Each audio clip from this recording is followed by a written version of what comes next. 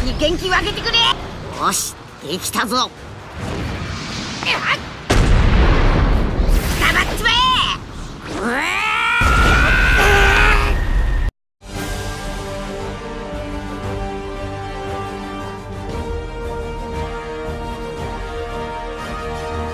With many popular characters from almost every major anime in both past and present, Jump Force could best be described as the ultimate in fan service. However, the wasted potential in the story, lack of polish in many areas of the game, and the somewhat deep but also flawed fighting mechanics keep it from reaching its full potential.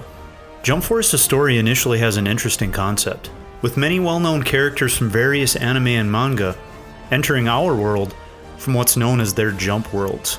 Frieza is shown attacking New York City with his minions, while he and Goku battle above it.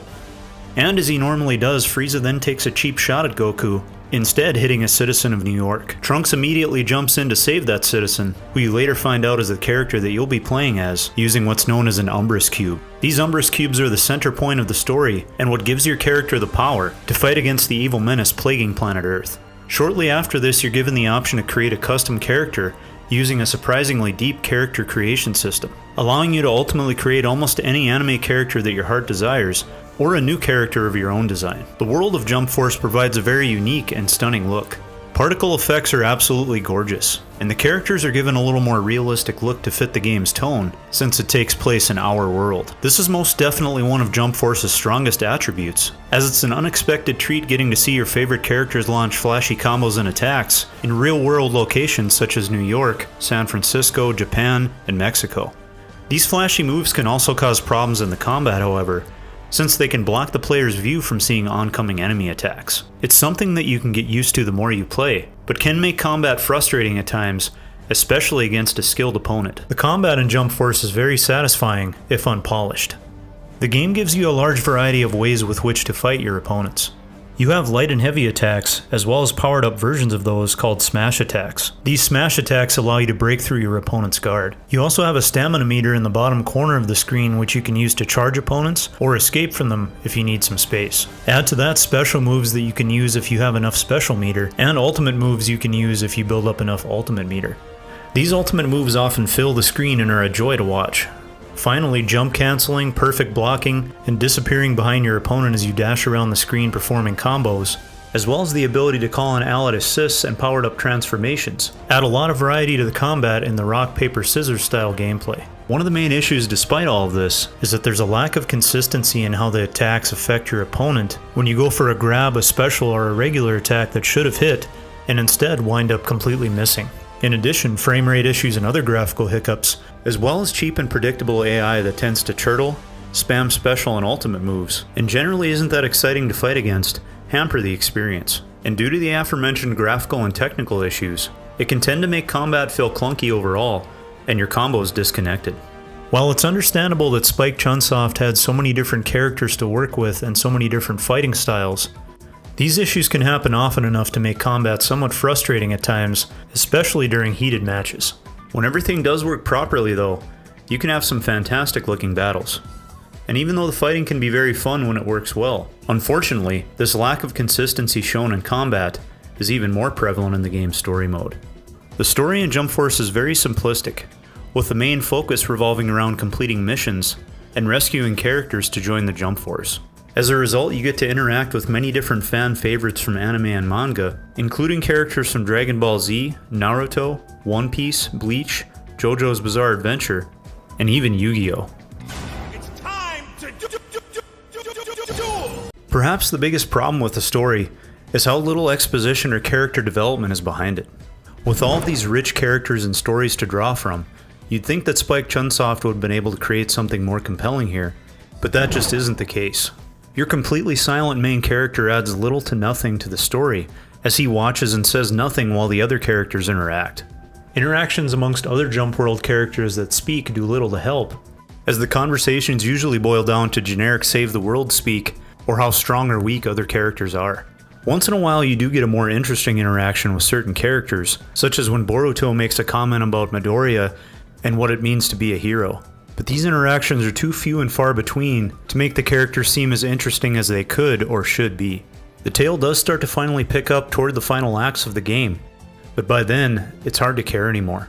Fighting games aren't always necessarily known for their stories, but with a dedicated story mode making up so much of the game's content, and with such fantastic and deep characters for them to use, it comes off as disappointing, to say the least.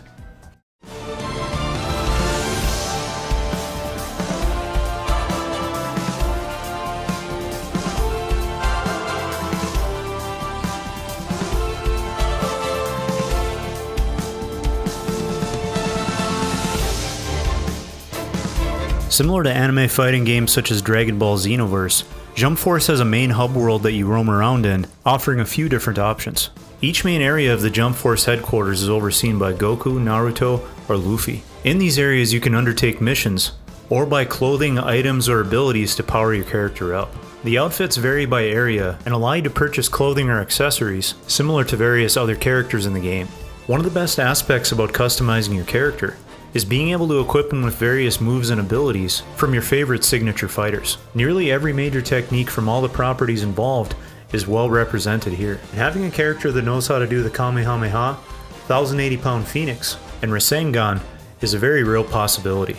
With the developers putting such a heavy emphasis on the created character, giving you complete control over how you fight was a very smart move, and that it helps keep your fighter from feeling stale too quickly. In addition, J skills and ability skills can be purchased to power up your abilities and skills in various ways, such as increasing attack or defense when you hit or get hit by your opponent.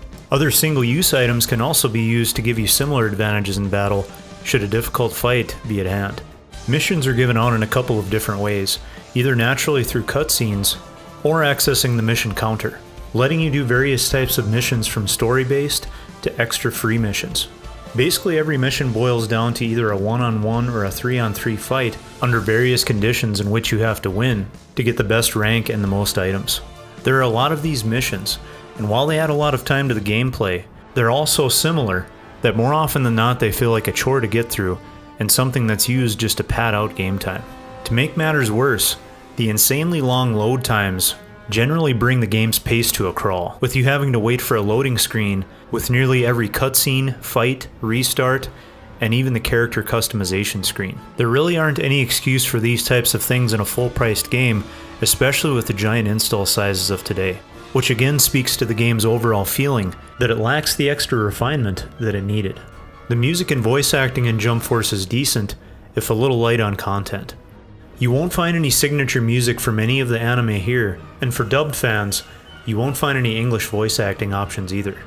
Due to the licensing and logistical nightmare that would have to take place for all this to come together, it's understandable how English voice actors wouldn't be able to appear for all of these different franchises in one place. The Japanese voice actors still do a great job emoting all of the characters' actions in the game, and the music serves its purpose, even if it doesn't stand out too much and doesn't necessarily feel like it fits most of the characters. Lastly, a standard online mode also exists, allowing you to do rank matches, player matches, and quick matches. Again, in a similar fashion to Dragon Ball Xenoverse, you can roam the lobby with other players at the same time, although there's currently no cooperative option. Online battles did seem fairly smooth overall, with few lag or connection issues. It's a shame the developers didn't add more options, such as 3-on-3 battles with each player utilizing a separate health bar instead of the shared health bar system that's currently in place. With over 40 playable characters and 9 more on the way through DLC, there should be a fairly decent amount of content for online fighting fans to chew on, until the hopeful future addition of more online content later on. Who's your favorite character? Let me know in the comments down below. Jump Force is a very ambitious title, a title that unfortunately doesn't live up to the lofty expectations that it sets for itself. The flashy fighting can be great fun when it works, but is marred and drugged down by technical glitches, inconsistency, and long loading times. The story has a great initial concept, but because of its uninteresting use of its characters and world, gets boring and dull much too quickly. Hopefully more care will be put into the potential sequel, putting the focus on a more compelling story and ironing out some of the bugs. They do have a good foundation on which to build with solid core fighting mechanics, but the Jump Force needs a little more time to train.